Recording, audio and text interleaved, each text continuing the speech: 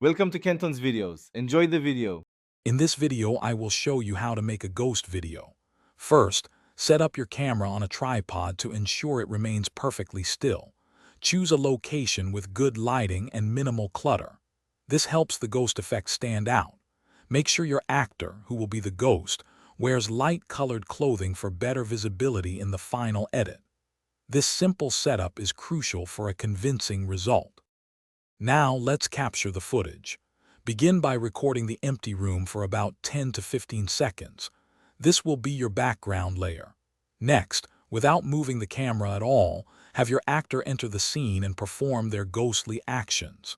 They should move slowly and deliberately.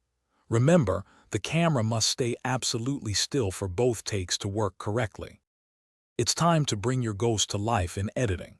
Import both your empty room clip and your actor's clip into your video editing software. Place the empty room footage on the bottom track. Then, layer the clip with your actor directly above it.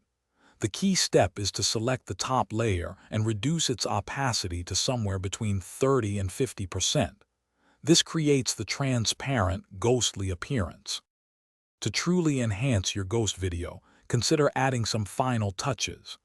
Subtle sound effects like faint whispers, distant creaks, or a low hum can significantly boost the eerie atmosphere.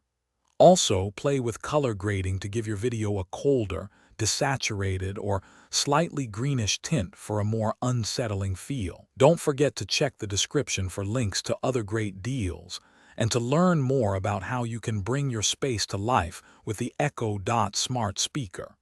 These small details make a big difference. Thanks for watching. Consider subscribing if we helped you.